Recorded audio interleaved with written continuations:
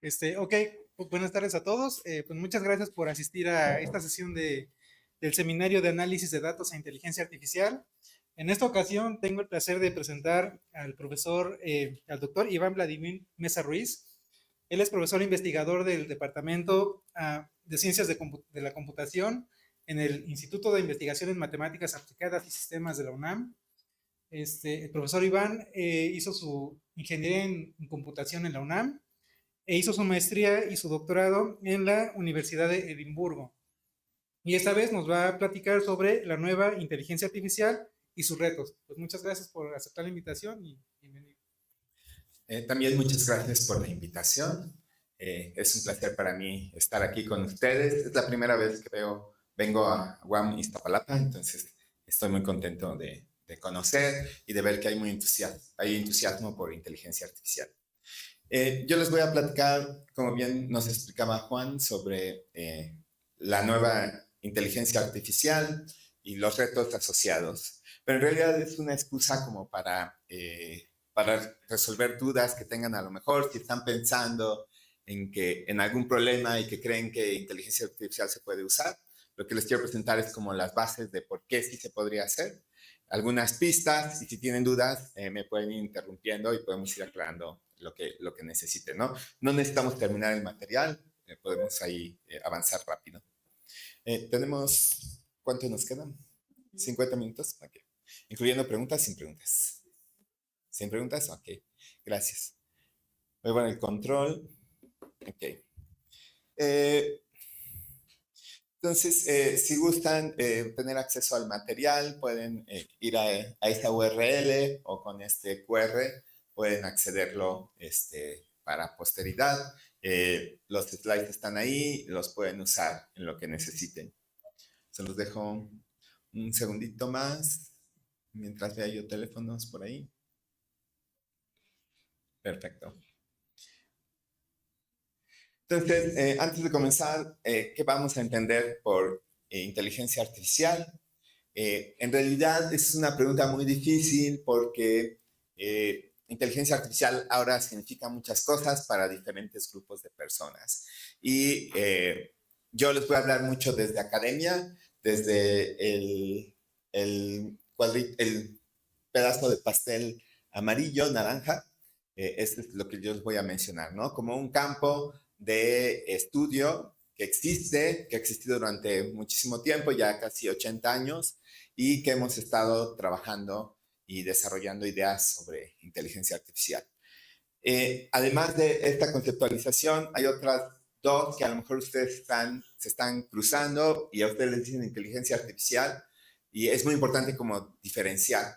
Existe una inteligencia artificial desde la industria que les van de seguro la que más acceso deben tener es a través de industria, donde les platican de muchos productos, a lo mejor ya usan productos y les dicen mucho sobre automatizar, sobre tener capacidades mayores y todo esto que existe. Entonces, mucho de lo que sabemos de inteligencia artificial viene desde la visión de productos y generalmente nos quieren vender un producto, ¿no? Entonces, tenemos que tener cuidado, es un poco diferente a academia, donde estamos haciendo investigación o usando ciertas técnicas. Y también la sociedad en general, tenemos una conceptualización de inteligencia artificial muy particular a través de la cultura popular. De seguro ustedes han visto alrededor de unas 300 películas donde uno de los protagonistas es una inteligencia artificial y los humanos están interactuando y esa es una visión particular. Las inteligencias artificiales que tenemos todavía no lucen así y son muy limitadas y entonces hay que diferenciar, ¿no? Ahorita voy a resaltar esto también. Entonces, la inteligencia artificial en los últimos años se ha estabilizado en ciertas técnicas. Se comenzó así de forma general con inteligencia artificial, con un enfoque que se llamó simbólico por ahí de los 50. Luego en los 80 hubo una rama de la computación, del análisis de datos, que se llamó aprendizaje automático, que surgió y poquito a poquito aprendizaje automático se empezó a comer toda la inteligencia artificial. Para los 2000 ya todo lo que estaba muy combinado inteligencia artificial con aprendizaje automático Y para 2010 se da un boom del aprendizaje profundo, que es un tipo de aprendizaje automático, que es el que estamos disfrutando ahorita, los beneficios de estas técnicas. Entonces, esa es un poquito la línea de tiempo. Nosotros nos vamos a enfocar en aprendizaje profundo y ahorita les explico más qué es eso.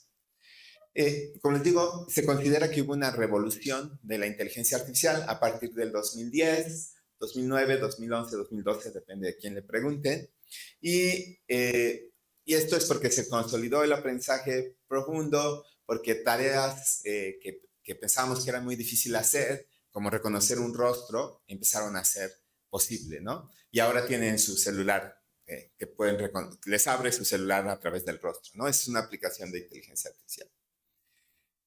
La revolución que tenemos no es esta revolución, ¿no? Esta viene de la cultura popular, todas estas reflexiones que hacemos sobre qué es ser un ser humano. Y bueno, inteligencia artificial se presta para hacer estas investigaciones, ¿no? Y estas como razonamientos. Pero no estamos en esto, ¿no? Ahorita vamos a ver cómo hacemos inteligencia artificial y es muy técnico, es muy basado en matemáticas, es muy basado en computación, en estadística. Son conceptos muy, muy técnicos, no tienen nada que ver con esta visión. Lo que sí tiene que ver es con esta visión, les digo la de industria.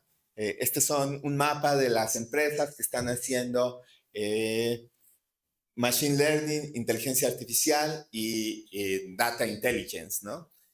Ciencia de datos también está incluido. Entonces, estos son un mapa nada más de las empresas en el norte global, no está todo el mundo y pues es muchísima gente que está trabajando. Y si les presentara lo que se hacía en 2014, eran bien poquitas empresas que estaban trabajando, ¿no? Entonces el boom tiene que ver con un boom económico donde hay muchos esfuerzos económicos que se están dedicando a hacer inteligencia artificial de forma industrial. Entonces, este es como el boom más. Y bueno, y de seguro ya están interactuando con sistemas inteligentes en sus celulares y han escuchado todos estos productos que han venido, ¿no? Entonces, ¿por qué tenemos este boom? Se le atribuye a tres factores. De hecho, el boom se le atribuye desde el aprendizaje automático, no necesariamente el aprendizaje profundo, que ahora el aprendizaje profundo lo conocemos como la técnica de IA más exitosa, ¿no? Entonces, por eso se confunde y no hay una línea tan clara de qué es inteligencia artificial y qué es aprendizaje profundo. Generalmente ahora entendemos que aprendizaje profundo es inteligencia artificial también, ¿no? Entonces, hay tres factores. Uno, la consolidación del aprendizaje automático, aprendizaje profundo. Les digo, inteligencia artificial surgió como de forma simbólica. Piensen en sistemas lógicos de deducción de eventos o de inducción de reglas. Todo eso era simbólico, no era numérico. Y por ahí de los 80s, el aprendizaje automático se comenzó a comer el pastelito, vamos a ver por qué, y aprendizaje profundo ya se lo comió todo, ¿no? Todo lo que queríamos hacer con inteligencia artificial, en inteligencia artificial, ahora lo estamos resolviendo usando estas dos técnicas. Pero originalmente estaban separadas y es en la última década que consideramos que son lo mismo y que le llamamos inteligencia artificial. Entonces se consolidó. La otra es el poder de cómputo que ha aumentado. Tenemos computadoras más poderosas. Muchos de ustedes tienen computadoras muy poderosas en sus celulares o encima de sus mesas, que son los celulares. El poder de cómputo se ha incrementado mucho. En particular para aprendizaje profundo, el poder de cómputo de tarjetas GPU, que son tarjetas que se usan para procesamiento gráfico. A lo mejor ustedes, si juegan videojuegos, tienen sus computadoras este tipo de procesadores para desplegar de forma realista las escenas de los videojuegos. Resulta que las operaciones que se hacen ahí son las mismas que necesitamos en nuestras redes neuronales en aprendizaje profundo. Entonces, esto ha ido incrementando. La empresa más valiosa ahorita es la empresa NVIDIA, que fabrica este tipo de procesadores, ¿no? Entonces, por eso les digo, es un boom, mucho del lado económico. Y el otro factor que sustenta esta revolución es la accesibilidad a grandes cantidades de datos. A partir del Internet, lo que ha ido pasando es que como sociedad nos hemos ido digitalizando cada vez más y cada vez más de forma más veloz. De hecho, ustedes ya crecieron en una sociedad digital, no les tocó ver cómo era la sociedad antes de lo digital, ¿no? Y eso ha hecho que haya muchos datos disponibles y que se están usando para diferentes razones. Ahorita les voy a explicar un par de dónde vienen algunos datos, sobre todo para sistemas medios famosos. Entonces, estos son nuestros 3 pilares que están sustentando, ¿no? Accesibilidad de datos, poder de cómputo y las técnicas que estamos usando. Entonces, lo que hace el campo, el campo no trata de resolver inteligencia artificial general, sino se ha especializado y resuelve tareas, las tareas las hace muy bien. Algunas aplicaciones que ahora se consideran tradicionales, es como por ejemplo el filtrado de spam. Ustedes usan un servicio de correo, hay un sistema que está decidiendo si el correo que acaba de llegar es deseado por ustedes o no es deseado por ustedes, ¿no? Y si no es deseado, lo manda a una carpeta de spam. Ese es un sistema de inteligencia artificial, está tomando esa decisión. Ni siquiera interactuamos con él, ni siquiera pensamos, ¿no? Entre menos pensemos de este sistema, es mejor para nosotros y para nuestras comunicaciones. Si ustedes navegan en Internet y ven recomendaciones, desde qué sitios de web les aparece si buscan, de qué película ver después, o qué película ver en este instante, qué producto comprar, qué vuelo tomar, todas estas recomendaciones, ahora se decide el orden a través de sistemas de inteligencia artificial que les llamamos de recomendación de contenido. Si buscan información también, si navegan en la ciudad, por ejemplo, y quieren ir de un lugar a otro, un sistema de inteligencia artificial los guía, ¿no? Y ahora dependemos muchísimo de este tipo de sistemas. Y recientemente pasamos a una época generativa, se le conoce, donde inteligencias artificiales generan imágenes, generan texto, dialogan sobre cualquier cosa y generan música y generan videos, ¿no? Lo de videos acaba de salir. Si buscan en internet, en Twitter, videos generados por IA, están viendo lo más reciente, ¿no? Las personas que están desarrollando estas técnicas están demostrándolas así, súper rápido, y vemos que empiezan a ser muy coherentes. Hace 2 años hubo un video generado de IA en donde estaba Will Smith comiendo espagueti, no sé si les tocó, y era así súper horrendo, ¿no? Era una cosa súper fea, ¿no? Pero en los últimos ya tienen uno donde ya se ve que come mejor su espagueti, ¿no? Y hay un montón de cosas que están generando muy interesantes y estamos viendo, ¿no? Son videos de 15 segundos, 30 segundos, pero ellos quieren generar películas, ¿no? Así de completas. Entonces, pueden ir viendo su generación para poder ver cómo se va avanzando el campo con respecto a generación de video. Ahora, algo que hay que tener en cuenta en todo esto, tenemos sistemas, los estamos usando, pero no son inteligentes como nosotros, y esto siempre lo tenemos que tener en cuenta. Nosotros somos inteligentes globales, estos sistemas son inteligentes haciendo una sola cosa, ¿sí? Hasta los que parece que hacen muchas cosas, como los sistemas de conversación, como el famoso producto ChatGPT, que hace un montón de cosas, en realidad solo está haciendo una cosa. Y ahorita les voy a tratar de explicar qué hace, ¿no? Estos sistemas no aprenden como nosotros. De hecho, ahorita les quiero mostrar unas intuiciones de cómo aprenden estos sistemas. Y los sistemas no tienen experiencia como nosotros, no van por la vida experimentando la vida, ¿no?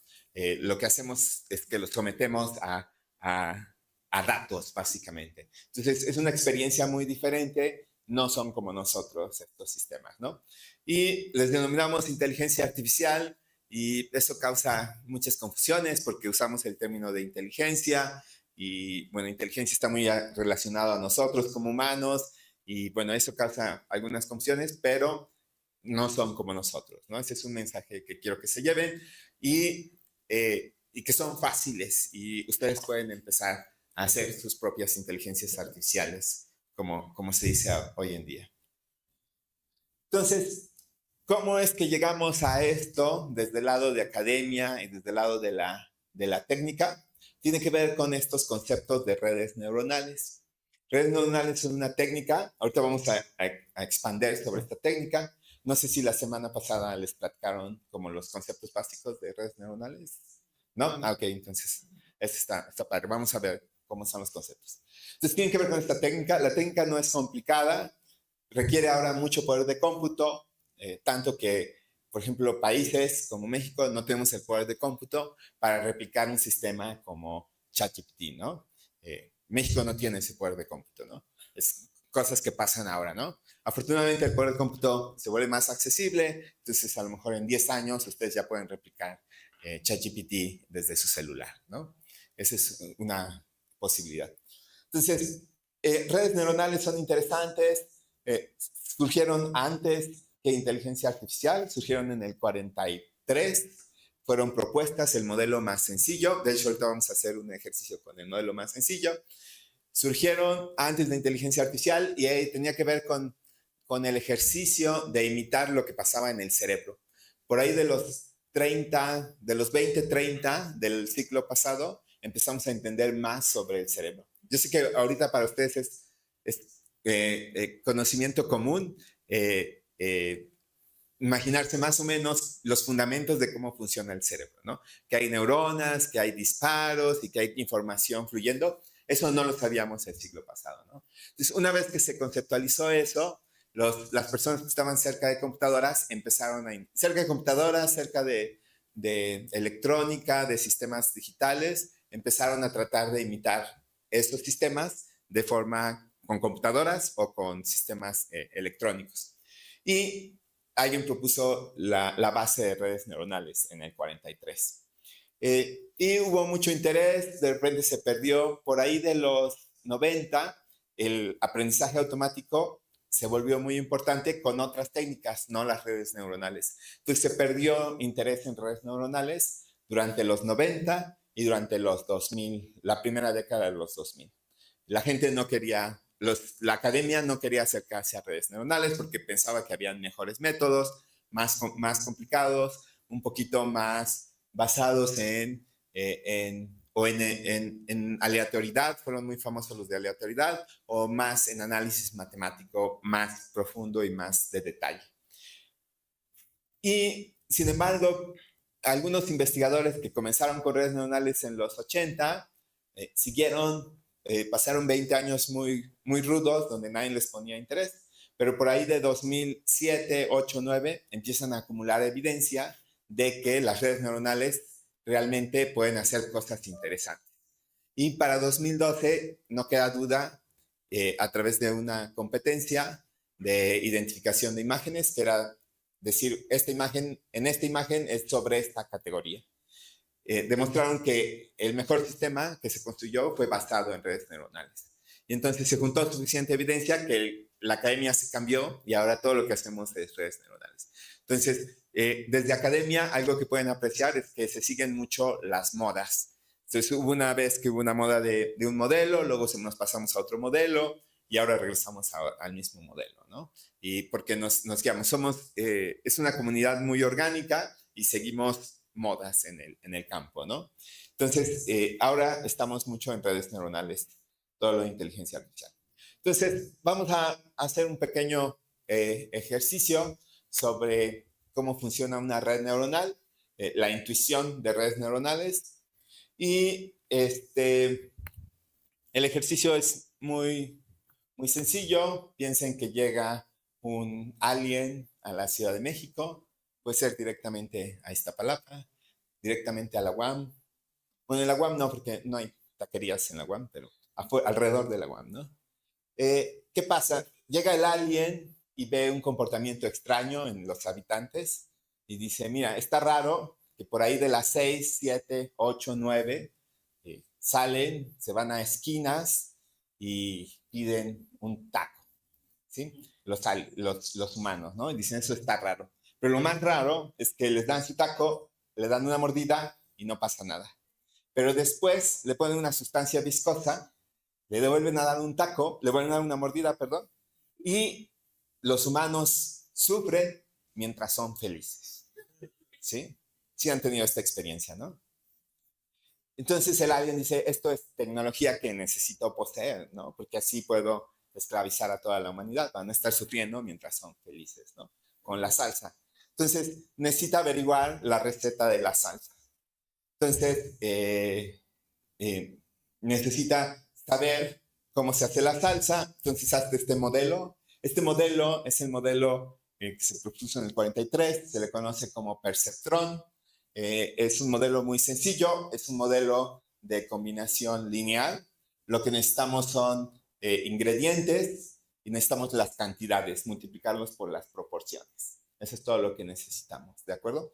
Y los vamos a mezclar, es una suma, y vamos a ver si el resultado le gusta o no le gusta al humano. ¿De acuerdo? ¿Todos de acuerdo con esta intuición? Es el modelo más sencillo que podemos hacer, es el perceptrón. Ahora, el alien necesita averiguar la receta. Se tiene el modelo, pero no tiene las cantidades de los ingredientes, ¿no? Bueno, y como saben, los aliens no tienen abuelitas como para ir a preguntar a la abuelita cómo se hace la salsa, ¿no? Que es lo que hacemos nosotros, ¿no? Entonces, ¿qué es lo que hace el alien ante esta circunstancia? Bueno, el alien también tiene que tener mucho cuidado en los ingredientes, ¿no? Si se equivoca de un ingrediente, tenemos que decir muy bien cuáles son nuestras entradas. Si nos equivocamos, pues nuestro modelo es muy malo, ¿no? Ni siquiera tenemos el chance de hacer feliz a la persona, ¿no? Entonces tenemos que poner mucha atención al diseño de qué es lo que entra. Y vamos a necesitar datos, ¿sí? De combinaciones que hacen feliz y que hacen infeliz. Y como siguiente movimiento de alien, ¿qué es lo que hace todo alien típico? Lo que siempre se les ocurre hacer, abducir humanos, ¿no? Entonces va a experimentar, va a estar abduciendo humanos. Entonces va y ya tiene a su humano, pero no tiene receta, ¿no? No tiene una receta. Pero se le ocurre un método y el método es muy sencillo. Dice, pues voy a comenzar con una receta aleatoria y se la voy a ver al humano y a ver cómo reacciona. Si reacciona bien, pues ya la hice, ya tengo receta. Si no reacciona bien, tengo que modificar mi receta. ¿Todos de acuerdo? Entonces, es lo que hace, abduce a este pobre humano y le da una receta. La receta aleatoria que le sale es poquito tomate, poquita cebolla, poquito chile, poquita agua, muchísima sal. ¿Cómo va a reaccionar su humano abducido? Va a reaccionar mal, ¿no? Va a hacer un guácala. Y no solo va a ser un guácala, pero va a ser un guácala muy grande, ¿no? Va a ser muy grande ese guácala. Entonces, esa es información que le sirve al alien para proponer una siguiente receta. Entonces, tiene un error. Él dijo, esta receta debería, yo espero que sea feliz, pero no está siendo feliz. Al contrario, me está dando un guácala muy grande. Entonces tengo que cambiar a mis proporciones. Ahora, ¿cómo las va a cambiar? ¿A quién le va a echar la culpa con mayor? A la sal, ¿verdad? ¿Todos de acuerdo? Porque fue la que puso más, entonces es la que tiene que modificar más. ¿De acuerdo? Entonces, esto es lo que hace el alien, regresa, verifica su receta y propone una, ve quién tiene más culpa por el guacala muy grande y propone una nueva receta. ¿De acuerdo? Propone esa nueva receta, se la pone al humano y ve qué pasa con el humano. Y así está en un ciclo iterativo proponiendo recetas. ¿Sí? No garantiza que va a encontrar nuestra receta, la de los tacos, no garantiza eso, pero garantiza que va a encontrar una buena receta asociada al comportamiento de estar feliz, pero sufriendo. ¿De acuerdo? ¿Dudas, preguntas? ¿No? ¿Súper fácil? ¿Sí? Ya son expertos en Deep Learning. Eso es todo lo que se hace en Deep Learning. Entonces, ¿cómo funciona el campo de inteligencia artificial ahora? Es que nosotros tenemos un fenómeno de interés, queremos la receta, el comportamiento de están sufriendo pero son felices, y yo necesito conseguir datos. Conseguir datos no es tan fácil, es de los procesos más difíciles, y aquí al conseguir datos hay unos compromisos que tenemos que hacer. Nosotros queremos los datos del fenómeno de interés, pero no tenemos la garantía que tengamos el fenómeno de interés en datos. A veces es muy difícil poner el fenómeno de interés en datos. Por ejemplo, a lo mejor quieren predecir huracanes. O sea, ¿cómo consiguen datos de huracanes? A lo mejor van a satélites, pero los huracanes ocurren muy poquitos, tenemos un histórico muy poquito, no entendemos un montón de las cosas. Entonces, nuestros datos son difíciles de conseguir, ¿no? Entonces, de las cosas a las cuales le dedicamos más tiempo es a conseguir datos. Y está así curveado porque lo más probable es que no consigamos los datos de nuestro fenómeno, sino algo cercano. Una vez que tenemos datos, es súper fácil. Lo único que tengo que hacer es aplicar mi técnica y voy a obtener una red neuronal calibrada, ¿sí? La red neuronal va a ser lo mismo, va a ser un cascarón como el que vimos, con proporciones que no sabemos para capturar esos datos, y este mecanismo de voy a poner una aleatoria, voy a ver qué sale, es muy distante de lo que yo quería, voy a cambiar los pesos para que ya no sea tan distante la siguiente vez. Eso es todo lo que está haciendo la red todo el tiempo. Y eso es a lo que llamamos el algoritmo de backpropagation. Es muy conocido. Y eso es todo lo que está haciendo ese algoritmo.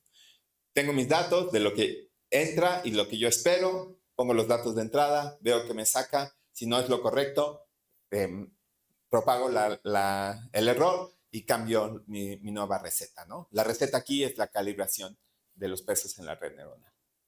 ¿Todos más o menos? ¿Sí? ¿Fácil? Entonces, esto es muy, muy fácil. Por ejemplo, mi fenómeno de interés es cómo se reconocen rostros. Ustedes tienen esta experiencia, la mayoría de ustedes espero que tengan esa experiencia de que van por la calle y van viendo rostros todo el tiempo, ¿no? Sabemos que eso pasa en nuestro cerebro, sabemos que es un proceso del cerebro que está ahí metido, porque sabemos que hay personas que sufren lesiones y que no pueden tener esa experiencia, ¿sí? No pueden ir reconociendo rostros. Para ellos no existen los rostros. Entonces debe haber algo en el cerebro que identifica rostros. Sabemos que existe, no sabemos cómo funciona. Los neurocientíficos todavía no averiguan bien porque es muy difícil trabajar con el cerebro. Entonces, pero ese es nuestro fenómeno de interés, ¿no? Queremos un sistema que reconozca rostros. Entonces, ¿qué hacemos? Pues vamos a recolectar datos. No necesariamente asociados al fenómeno, porque no sabemos qué pasa dentro del cerebro. Entonces tenemos que hacer algunos compromisos. Uno de esos compromisos es tomar datos de fotografías, ¿sí? Voy a trabajar con fotografías, ya no voy a trabajar con la realidad, ¿sí? Entonces, tengo datos de muchos rostros y de muchos no rostros. Y con eso lo meto en una red neuronal, la red neuronal se calibra y ahora voy a tener un sistema que es capaz de detectar rostros. ¿Dudas, preguntas con esto? Ahora, esto lo puedo hacer para cualquier fenómeno de interés. No necesito saber la teoría del fenómeno de interés. Lo único que necesito son datos que representen a ese fenómeno. Entonces, de alguna forma, esta técnica es agnóstica de la teoría. Esta técnica no le importa, sí, que tengamos una teoría sobre el fenómeno, que tengamos una teoría de cómo se reconocen rostros, ¿no? Si primero reconocemos ojo, luego la nariz, luego la boca, o si nos fijamos en el cabello, eso no le importa, ¿sí? ¿Cómo lo hace? No nos importa. Lo que nos importa es que tenemos datos y los voy a meter a la red neuronal y la red neuronal va a replicar el comportamiento de mis datos. ¿Dudas? ¿Preguntas? Esto lo pueden hacer para cualquier fenómeno de interés mientras puedan conseguir datos y sus datos correspondan un poco con el fenómeno de interés, ¿no? Que es difícil que los datos, ¿no? Por eso la línea curviada. Cualquier fenómeno de interés lo pueden hacer. ¿Dudas? ¿Preguntas? Entonces, resulta que podemos hacer esto con esta estrategia y con redes neuronales porque tenemos 3 garantías alrededor de las redes neuronales. La primera es que una red neuronal es un aproximador universal, ¿sí? Yo tengo, esto es desde el punto de vista matemático, yo tengo una función, no sé cómo es la función, yo la puedo, pero tengo puntos de esa función, yo la puedo aproximar usando una red neuronal, ¿sí? La red neuronal aproxima cualquier función, ¿sí? Bueno, hay unos peros que hay. Tiene que ser continua y luego tienen ciertas clases que luego pueden investigar más. Pero en términos prácticos, cualquier función puede ser aproximada por una red neuronal. Palabra clave, aproximada. La red neuronal no me entrega mi función real, mi función, la original, me entrega una aproximación. ¿De acuerdo? Ese es un sacrificio que hacemos y ese sacrificio lo debemos a que usamos datos. ¿De acuerdo? Hay otras técnicas matemáticas que sí les entregan la función real, pero son muy complicadas y no son prácticas todavía de utilizar. Entonces, por eso, ahorita estamos en el reino de las aproximaciones, ¿no? Utilizando redes neuronales, obtenemos una aproximación. ¿Dudas, preguntas con esto? Ahora, el segundo es que ciertas redes neuronales que permiten que la salida de la red neuronal vuelva a entrar a ellas, les llamamos recurrentes.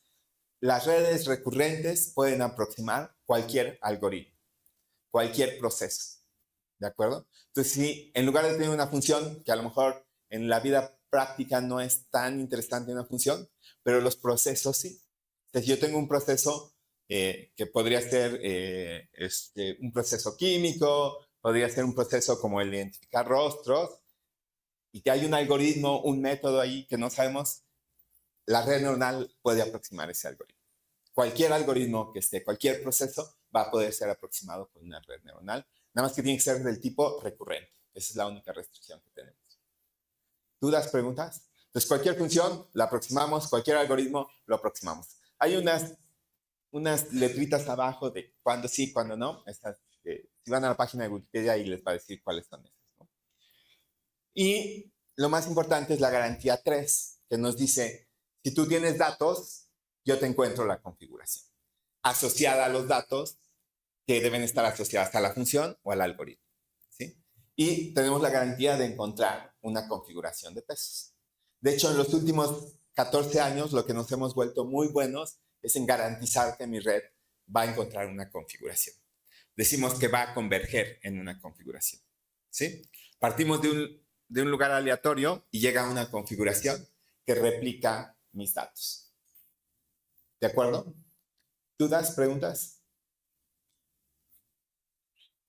Entonces, la demostración más impactante de que esto se puede hacer sucedió, bueno, nosotros nos enteramos el 30 de noviembre del 2022, cuando salió el sistema comercial ChatGPT.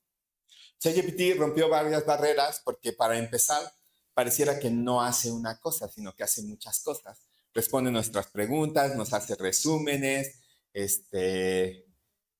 nos ayuda a escribir, algunos les resuelve su tarea, cosas de este estilo, ¿no? Puedo tener conversaciones muy metafísicas y de muchísima profundidad sobre mis sentimientos y todo con estos sistemas, y pareciera que puede hacer todo, ¿no?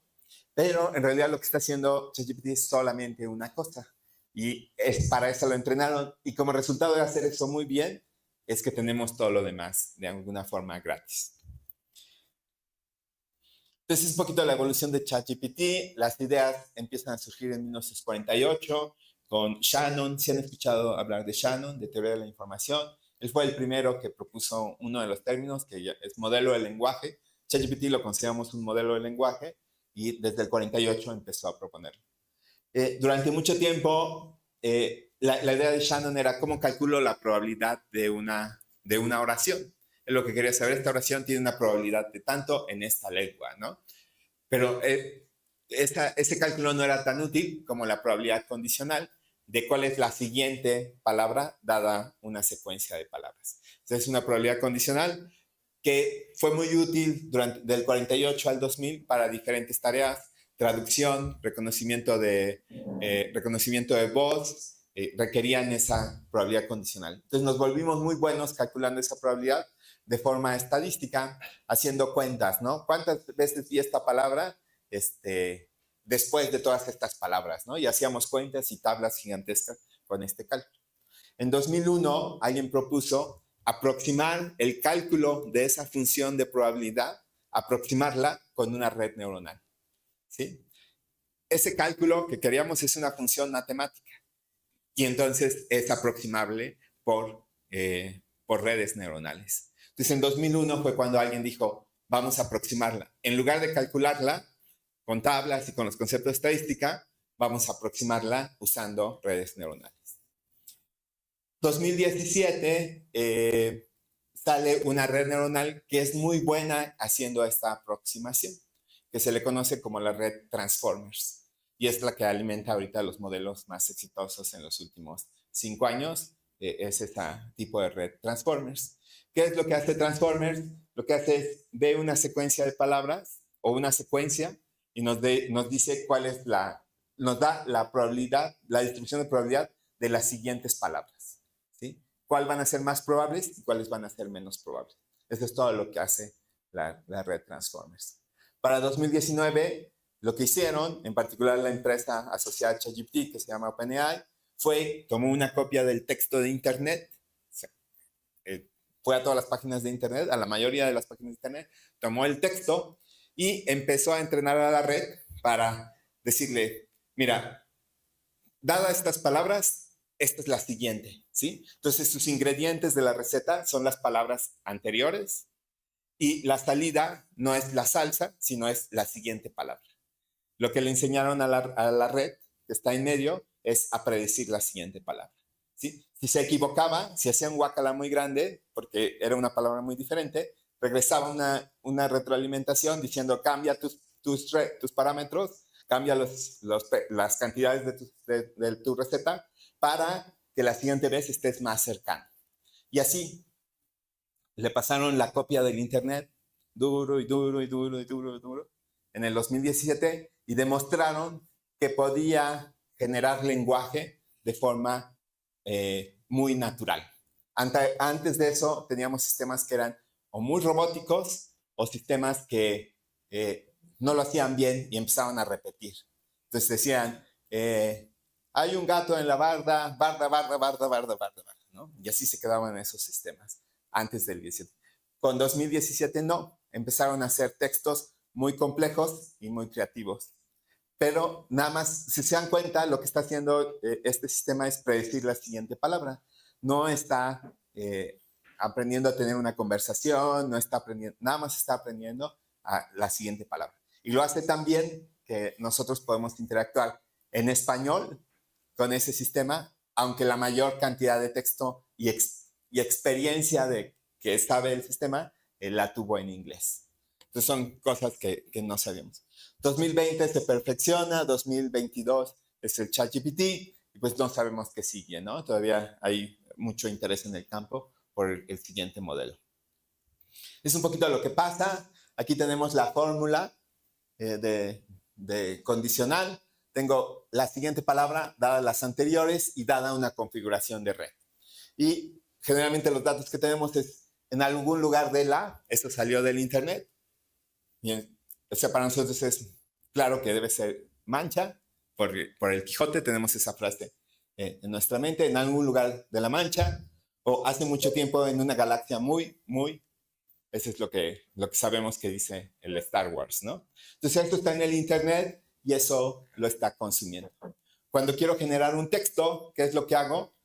Tengo hace mucho tiempo en una galaxia lo que voy es, veo las palabras con mayor probabilidad, porque esta frase estuvo en mi texto, yo sé que la de mayor probabilidad es muy, ¿de acuerdo? Pero si digo muy de nuevo, voy a estar repitiendo lo que está en el texto. Y no quiero cosas nuevas. Entonces, ¿qué hacemos? Como tenemos una probabilidad, en este instante, aquí lo que tiene la red neuronal es para cada palabra, la probabilidad de cada palabra. Y entonces puedo hacer un muestreo aleatorio, ¿sí?, de estas palabras, lo que me garantiza que no necesariamente voy a recuperar muy, pero voy a recuperar otra nueva palabra. Entonces ahora yo tengo hace mucho tiempo en una galaxia muy rara. Ahora, este va a ser mi inicio para la siguiente palabra. Entonces voy a pedir cuál es la probabilidad de distribución de la siguiente palabra a la frase hace mucho tiempo en una galaxia muy rara. Y entonces de rara me va a proponer una nueva palabra. Otra vez me da una distribución, escojo una con muestreo, la la comprometo y ahora con esa nueva frase pido la siguiente. Y así, este es el proceso de escritura que hace ChatGPT. Dada una frase, me va escribiendo la siguiente, luego la siguiente, la siguiente, la siguiente, la siguiente, la siguiente, la siguiente, de forma aleatoria. Entonces, por eso me da mensajes que no estaban antes ahí. ¿Todos más o menos? ¿Dudas, preguntas? Entonces, estamos aproximando una función con una red. Es una red gigantesca y estamos usando datos, que es la copia de todo el Internet. ¿Sí? Y para hacer esto se usan centros de datos que hasta hace poco podemos construir. ¿Dudas, preguntas? ¿No? ¿Seguros? ¿Seguras? Aparte de cuál fumé. Resulta que si hacemos esto, todavía el sistema reproduce situaciones de las cuales no estamos tan orgullosos como humanidad. Esto porque copiaron el Internet y el Internet está lleno de situaciones de las cuales no estamos tan orgullosos. En particular, está lleno de misoginia, está lleno de odio y está lleno de desinformación. Entonces, para contrarrestar esto, eso pasó, se dieron cuenta en el 2019, 2020 volvió a pasar. Entonces necesitaban mejorar esto. Entonces tienen un mecanismo de ajuste fino, en donde en lugar de tomar toda la copia del Internet, ya que tienen una red con pesos, ya saben la receta, lo que hacen es ponerle textos que son curados, que ya saben que son, por ejemplo, muy positivos. Entonces, estos se los pasan al último y entonces la red se mueve hacia lo positivo, ¿sí? Se mueve hacia lo no misógino, lo hacen que no se mueva a lo no misógino, al no odio, a la información veraz. Y esto es algo que hacen con estas redes. No pueden garantizar que todavía tenga recuerdos de todo lo que vio en el Internet. Por eso de repente ven que ChatGPT luego dice cosas muy raras, de la cual no estamos muy orgullosos que diga, pero esa es como la ventaja. Por eso ChatGPT se hizo accesible a todos, porque lograron moverlo de lo salvaje que es el Internet sin filtrar a una versión más, sí, que satisface más nuestras expectativas como sociedad, ¿sí? Y esto es algo que pueden hacer. A esto se le llama ajuste fino con datos curados, ¿no? Entonces ahora, como es más optimista, puede hacer frases como hace mucho tiempo en una galaxia muy optimista, ¿no? Porque tiene preferencias sobre esos sentidos. ¿Dudas, preguntas? ¿No? ¿Seguros? Se va a poner. Entonces, estamos en esta etapa, no estamos usando redes neuronales, es la técnica más exitosa para hacer inteligencia artificial. Tenemos que sacrificar algo porque necesitamos datos, necesitamos ir a conseguir los datos, eso no nos queda, y necesitamos conseguir el poder de cómputo, ¿de acuerdo? Pero lo que estamos haciendo es un juego de imitación. Dado lo que tengo en los datos, yo estoy imitando mis datos con la red que pongo en medio, ¿de acuerdo? Y lo puedo hacer para cualquier fenómeno. ¿Quieren que sea predicción? No hay ningún problema. Tengo datos del pasado y datos del futuro, ¿sí?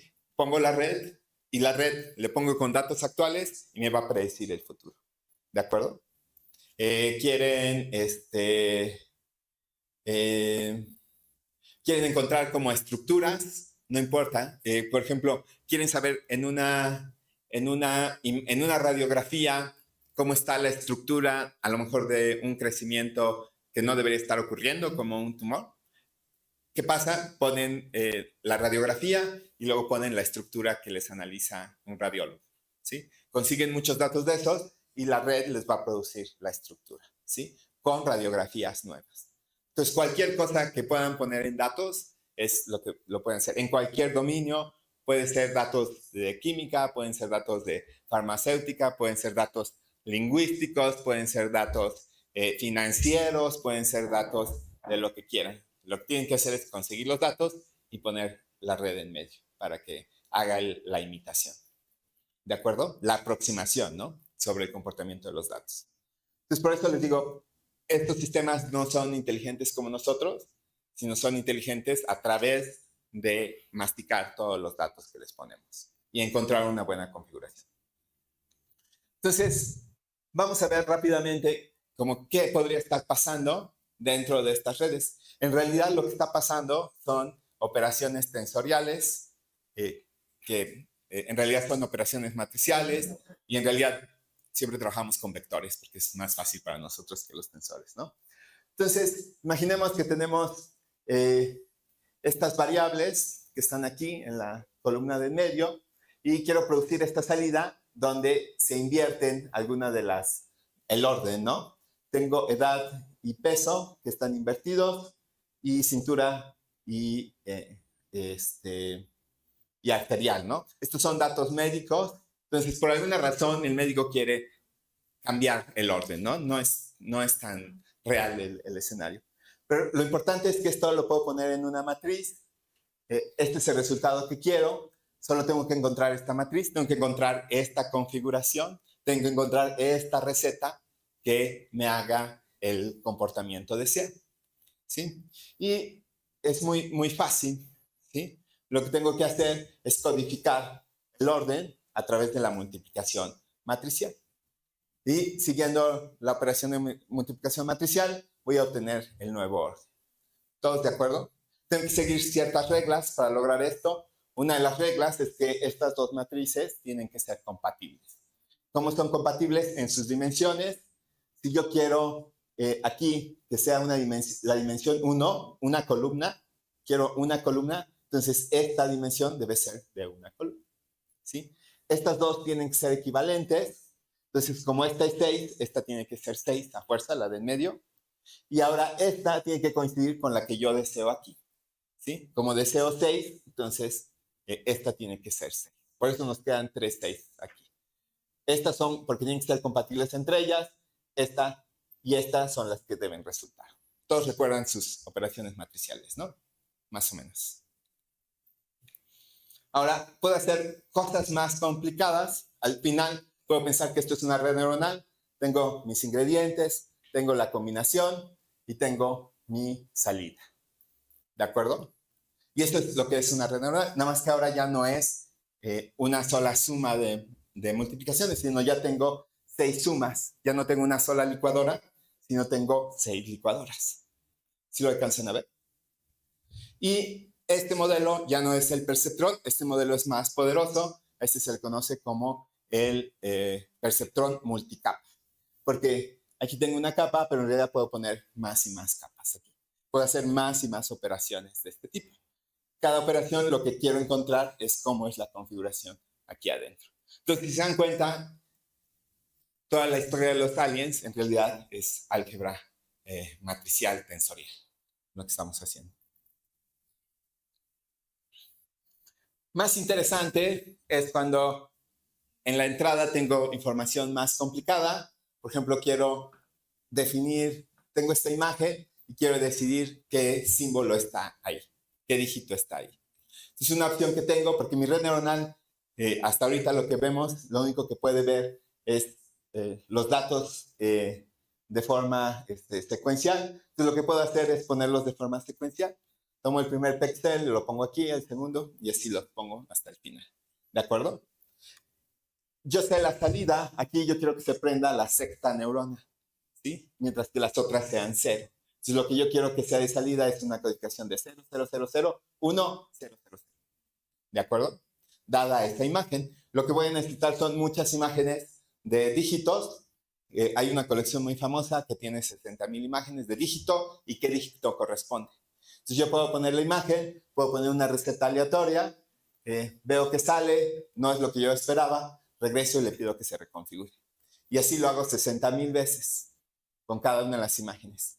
Y lo hago varias veces. Cada vez que le doy una pasada le llamamos una época. Y al final la red converge, mi receta se estabiliza y tengo un sistema que identifica dígitos. Este fue un sistema que contribuyó a la evidencia de que esto podría funcionar. Fue hecho por un investigador que se llama Yann LeCun, que en el 2018 le dieron el premio Turing, que es el premio Nobel para la gente de computación, el equivalente.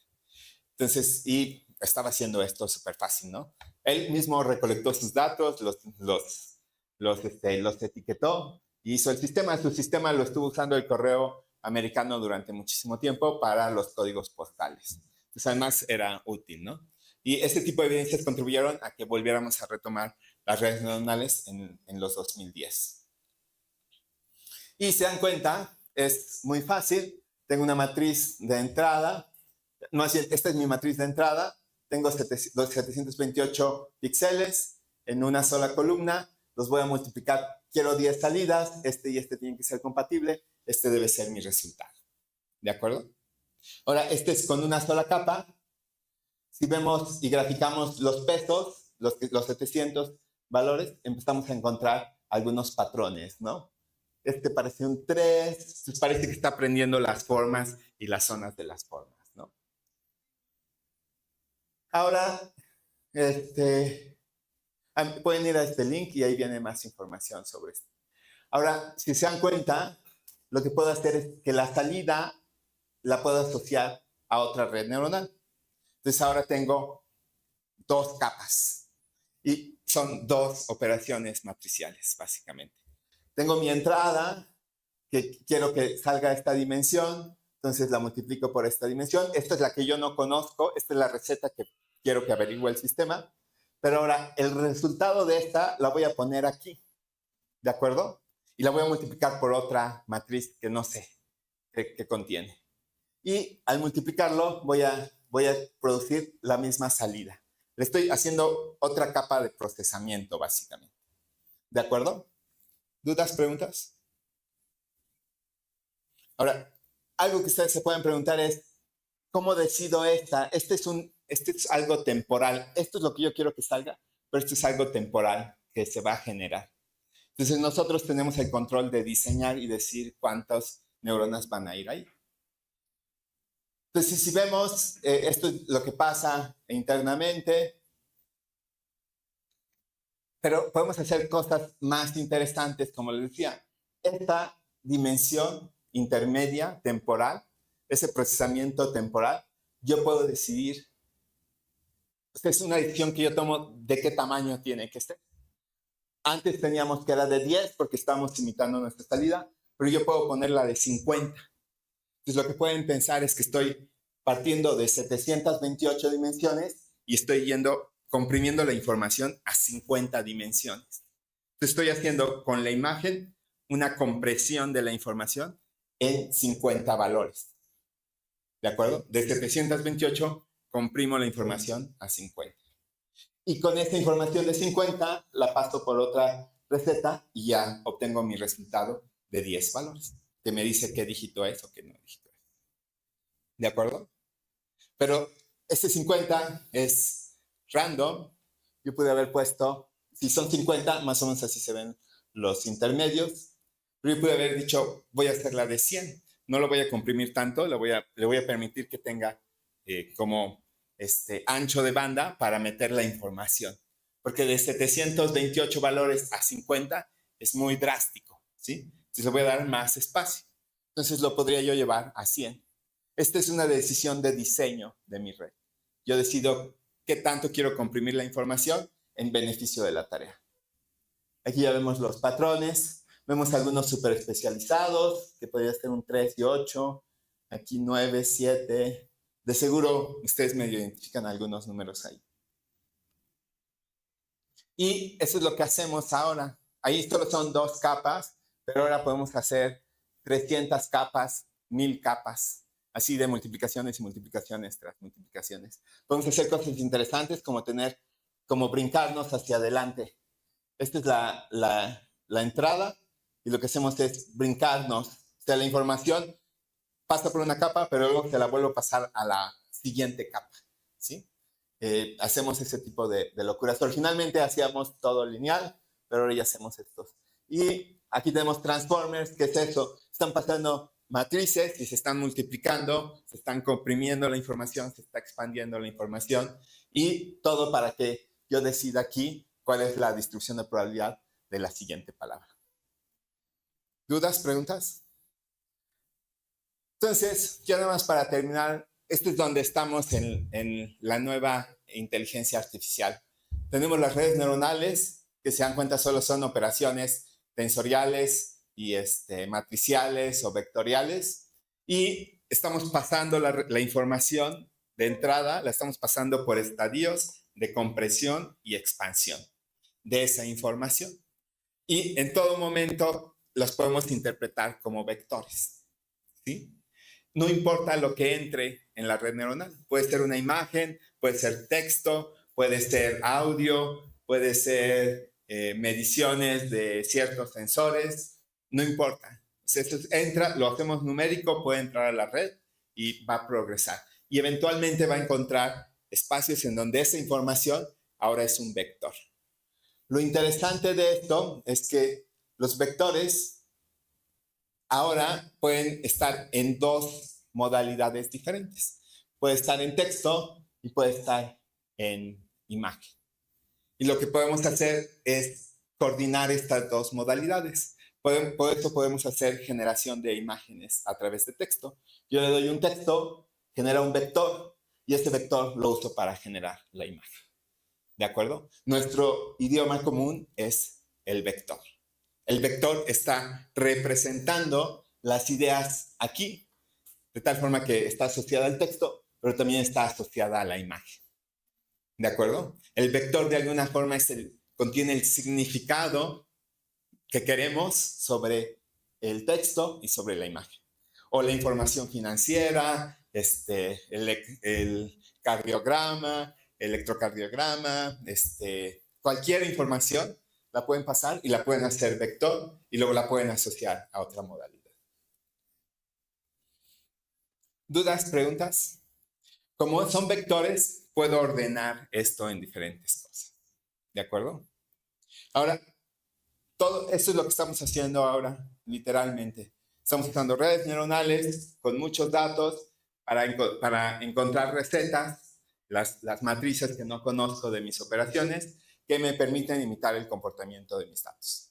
Y una vez que ya tengo la imitación, lo aplico y lo uso con nuevos datos y veo que es la opinión de la red neuronal. Ahora, con estas ideas hay varios retos. Tenemos limitaciones técnicas. Recuerden, lo que nos garantizan es una aproximación. No nos garantizan ni el fenómeno real, ni la función real, ni el algoritmo real. Entonces, lo que tenemos es una aproximación. Entonces, nuestras redes neuronales van a cometer errores. Es algo con lo que tenemos que vivir. Cuando tenemos estos sistemas, van a estar cometiendo errores, ¿sí? No sabemos la teoría detrás. Lo único que sabemos es que este sistema imita muy bien el comportamiento de los datos. Lo imita muy, muy, muy bien, pero de vez en cuando va a cometer errores. Y tenemos que usarlos alrededor de eso. Por ejemplo, pueden pensar en los errores. Estos sistemas, por ejemplo, se están usando en sistemas financieros. Muy probablemente sus bancos, los futuros bancos, tomen su expediente y en base a su expediente digital decidan si les dan o no les dan un préstamo. Es algo que están haciendo ahora los bancos. Pues, tienen un montón de información de clientes pasados, también digitalizados, que saben que sí les pagaron y los que no les pagaron, ¿no? Entonces lo que hacen es entrenan en eso y determinan si son confiables de darles un préstamo o no confiables a través de una red neuronal. El sistema financiero, los bancos no saben, o sea, no saben qué está poniendo la atención de ustedes, ¿sí? Simplemente está tomando una decisión, que es muy buena decisión porque usaron muchos datos, su red se entrenó bien, pero no saben por qué le están aceptando dar el préstamo o no darles el préstamo. ¿De acuerdo? Ahora, el banco está muy feliz con el sistema, pero tiene que entender también el banco que se va a confundir su sistema. Y a veces le va a dar préstamo a alguien que no le va a pagar, y a veces le va a dar préstamo le va a negar préstamo a alguien que sí les pagaría. ¿De acuerdo? Y debe tener mecanismos para lidiar con esas circunstancias. En particular, cuando le está negando el préstamo a alguien, le tiene que explicar por qué le está negando el préstamo, ¿no? Y debe haber un proceso como de reclamar y decir, oye, tu algoritmo me dice que no, pero yo sí te voy a pagar, y debe haber un mecanismo para que la mayoría de la gente tenga acceso a préstamos, ¿no? Entonces se complica bastante. Los errores pueden ser por calidad de datos, complejidad del problema, mala definición del problema. Me voy a brincar también me brinco este. No, este está un poquito. Uno de los retos también es calibrar bien nuestro sistema. Entonces, por ejemplo, está el caso de Ciudad de México con detección de rostros. Resulta que han puesto un montón de cámaras y las compran, en algunos de los sistemas de monitoreo los compran con reconocimiento de rostros, ¿sí? Y el gobierno de Ciudad de México está pagando por reconocer, ya no identificar rostros, más bien identificar rostros, ¿sí? Decir, este rostro es de esta persona, ¿no? Y ellos dicen que lo utilizan para cuando se pierde la gente, ¿no? Sobre todo en los mercados. Se pierde un niño, entonces tienen la cámara y quieren ver los rostros de los niños y determinar si es el niño perdido o no es el niño perdido, ¿no? Sin embargo, hay muchas aplicaciones de esa tecnología y la Ciudad de México ya también lo sabe. Entonces siempre nos cuentan de que se pierden los niños, pero ya también lo utilizan para monitoreo de las personas, ¿no? Y ahí empiezan cuestiones de privacidad. Entonces uno tiene que bien calibrar el sistema y cómo lo va a usar y si es algo que es en beneficio de la sociedad. Está el caso de Clearview. Clearview es un sistema que recolectó un montón de imágenes del Internet y muy probablemente si tienen imágenes Internet, aunque los tuvieran en plataformas como Facebook, que están medio cerradas, Instagram, que también son cerradas, muy probablemente accedió a ellas y ya están en las bases de datos de Clearview.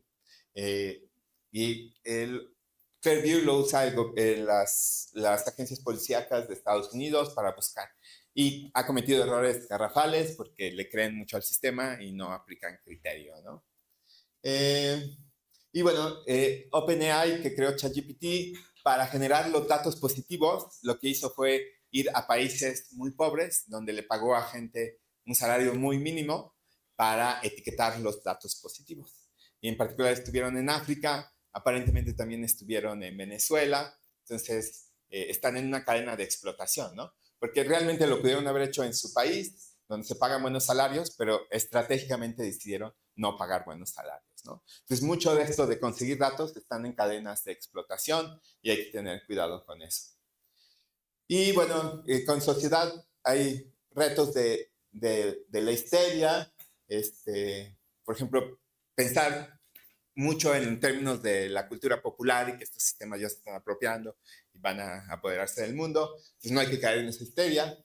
Discriminación masiva, lo que les decía, el caso del banco que está diciéndole no le doy el préstamo a puede ser que como lo aplican de forma masiva, ahora el error va a ser sistemático de forma masiva sobre una población.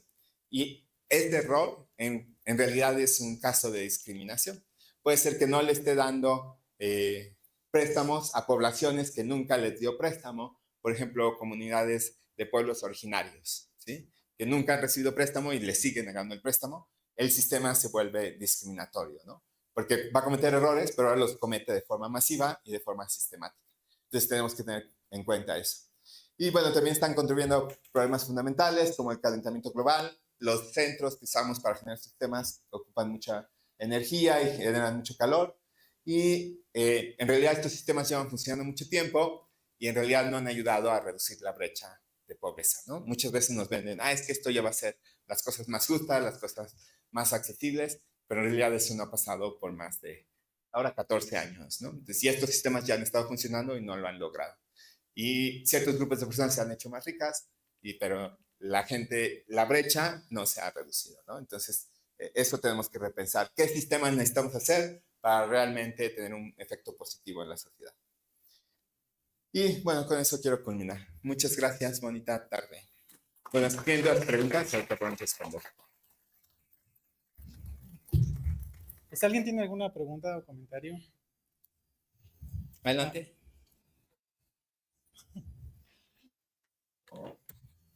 Gracias. Una pregunta.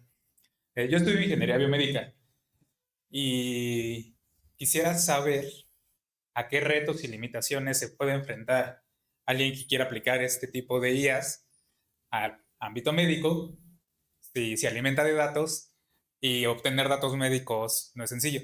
Vaya, entiendo que si trabajas en una empresa en el sector salud puedes tener acceso a ellos, pero ¿qué pasa con alguien independiente? ¿A qué retos se enfrenta? Esa es mi pregunta.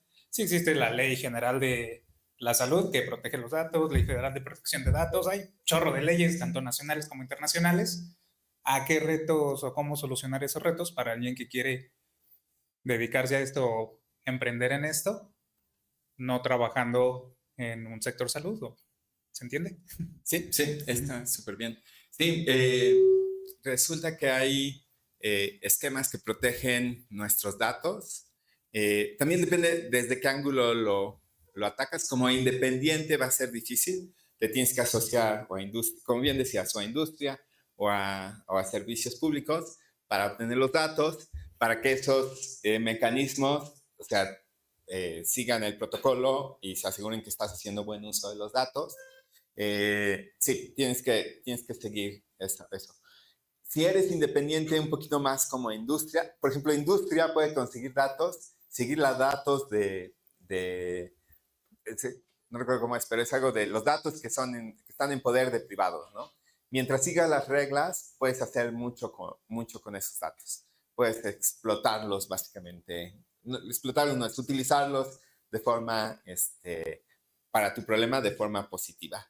Y sigues las reglas, pero las tienes que conseguir y bueno, y tienes que seguir el protocolo de cómo se consiguen y cómo se resguardan. Sí, hay varios mecanismos que ya están establecidos y nada más hay que seguirlos. Y con médicos, mucho es que, o sea, si te llegaron a ti los datos, que tú no los andes distribuyendo, ¿no? Te llegan, generalmente hay protocolos para anonimizarlos, por ejemplo, cuando hacemos, tuve unos colegas que hicieron análisis como de expedientes en el texto del expediente, y pues los anonimizaron, ¿no? Y quitaron toda la información que fuera, y entonces ya un grupo más grande de investigadores lo pudo trabajar. Pero pues lo hicieron a través de academia, estuvieron en un proyecto financiado, asociados con Ciudad de México y Servicios Médicos de Ciudad de México. Entonces, sí, tienes que seguir el protocolo y tienes que hacer las cosas como formal, ¿no? Hay muchos datos abiertos, ya anonimizados, que están abiertos y disponibles en diferentes plataformas. Luego, por ejemplo, para situaciones de licenciaturas es una buena estrategia ir y buscar estos datos, ver dónde están y jugar con ellos, ¿no? Aplicarlos a lo que se quiera con los abiertos. Que ya siguieron el protocolo y ya estamos seguros que están como legales, ¿no? Las leyes cambian de país a país, entonces lo que vemos es que unos países invierten en otro, porque saben que ahí pueden conseguir datos sin tanto problema y que los pueden manipular de diferentes formas. Eso sí hemos visto, que hay interés de otros países por datos de otros países para esto, ¿no? Y en términos como lo que se entiende que va a pasar, porque los datos médicos están muy resguardados y bueno, los médicos tienden a ser bastante éticos en el manejo de esto. Entonces, como que no se escapan los datos, no se andan copiando tan fácilmente. Lo que está tendiendo a pasar es que se están estudiando métodos que les llaman federados. Haz de cuenta, hay muchos sistemas que ya hicieron la gente, pero los hicieron con los datos de otro banco. Entonces, no quiero que los datos de ese hospital se vengan a mi hospital. Entonces, me comparten el modelo y yo reentreno el modelo con mis propios datos. Pero lo puedo hacer con muchos modelos, entonces hay unos trucos que se pueden hacer para sacar mejor provecho de los datos. Entonces, eso es lo que se está pensando para seguir garantizando la privacidad en datos médicos, ¿sí? Pero en realidad tienes que hacer la tarea, ¿no? De proteger tus datos, seguir los lineamientos y no hay vuelta de eso, ¿no? A menos de que quieras hacer las cosas poco éticas, que no, o sea, no queremos eso tampoco, ¿no? Esas reglas están pensadas ahí y las necesitamos seguir para garantizar ciertos derechos de nosotros mismos, ¿no? ¿Alguna otra pregunta, comentario? ¿Alguna otra duda, pregunta? ¿No? Bueno, si no es Por así. aquí. Sí. Ok. También aquí hay una. A ver, primero. Bueno, vimos el ejemplo de reconocimientos faciales y obviamente tenemos muchos datos. ¿Qué pasaría en la contraposición si tenemos pocos datos? ¿Cuál sería la forma para entrenar nuestra red neuronal? Hay varias cosas que se pueden hacer, hay varias técnicas para subsanar eso, pero nunca va a reemplazar a tener los datos suficientes, ¿no? Pero sí, cosas que se pueden hacer es aumentar los datos, ver si de alguna forma sintética puedes generar de tus datos que ya tienes más datos. Puedes definir mecanismos para recolectar datos. Por ejemplo, nosotros estamos trabajando con lenguas originarias de México y hay muy poquitos datos, ¿no? Muy poquitos datos. Entonces hay métodos para para generar más datos, ¿no? A través de reglas, gramáticas, generar más datos y tener más para traducción, es lo que trabajamos. Y tiene un preentreno y también esas las...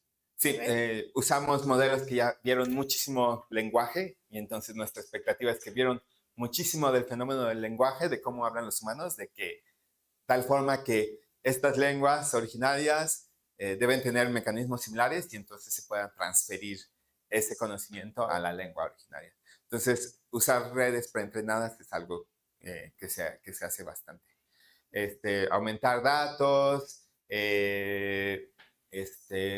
también cambiar el problema, volverlo un problema por ejemplo, se trabaja mucho clasificación, ¿no? Dado lo que entra, ¿qué clase es?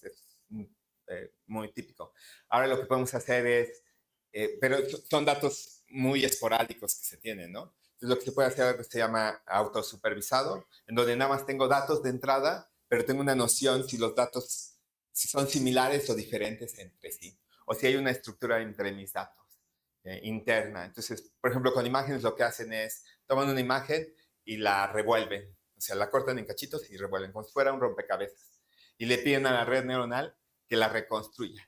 Eso no nos sirve de nada, pero la red preentrenada con autosupervisado se puede reusar para aprender más rápido, con menos datos, especies de animales, ¿no? Y ya con menos datos de especies animales puedo aprender un montón de especies animales.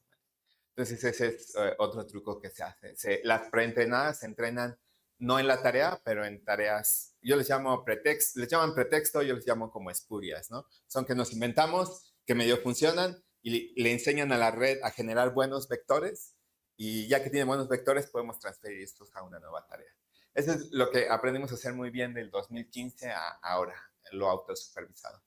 ChatGPT se puede entender que se hizo autosupervisado, porque no aprendió a conversar, no aprendió nada más a predecir la siguiente palabra y la siguiente palabra, ¿no? Y eso es, o sea, no tengo, la salida la tengo de mis mismos datos, ¿no? Es un poquito autosupervisado.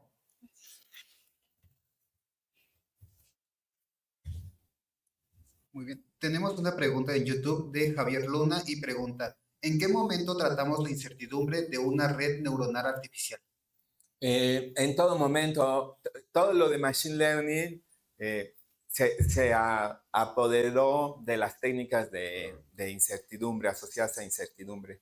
Y en todo, nuestra red neuronal, de hecho, lo que les decía, nuestra red neuronal va a cometer errores porque hay incertidumbre y de alguna forma captura la incertidumbre. Entonces, nuestra red neuronal, mientras tenga datos, los datos pueden ser ruidosos, mientras tenga yo suficientes como para desentrañar el fenómeno, la red neuronal lo va a hacer. Pero va a cometer errores. Entonces, nosotros mismos tenemos incertidumbre sobre el uso de la red neuronal. Entonces, sí, las redes neuronales son resistentes a incertidumbre. Bueno, muchas gracias. Aquí hay una pregunta. Gracias. Yo como comentario a la pregunta que hizo mi compañero hace un momento sobre ingeniería biomédica, hace 2 trimestres, me parece, vinieron a presentarnos un proyecto en un seminario de biomédica con la doctora Norma acerca del Instituto Nacional de Cardiología, donde justamente están tratando de recabar datos de pacientes, pero obviamente, como usted lo mencionó, tratando de quitarles un poco su identidad para guardar el anonimato. Pero sí, justamente se está buscando que los propios alumnos de las licenciaturas puedan utilizar estos datos para así desarrollar diferentes tecnologías.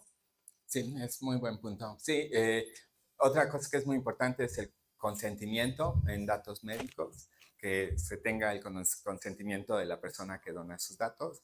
Y sí, o sea, eso lo tienen muy establecido, entonces hay que seguir ese protocolo. Si uno quiere darlos para investigación, hay que anonimizarlos. Y bueno, y ahí, si necesitan datos, hay varios grupos que ya han puesto y pueden usar alguno de esos, ¿no?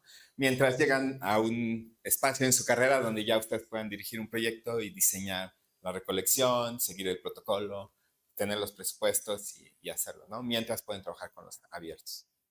Que a lo mejor no son los que quieren y quieren investigar algo más, pero es como tenemos que trabajar un poco de forma ética.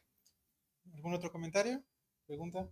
¿No? Bueno, si no es así, agradecemos nuevamente a Muchas gracias. profesor Vladimir. Gracias. Bueno, muchas gracias por asistir este trimestre a las sesiones de los seminarios. Esta fue la última del trimestre. Y bueno, para convivir un poco tenemos pizza. Si gustan, pues así podemos todos convivir un poco. Pues muchas gracias a todos y los esperamos el siguiente trimestre.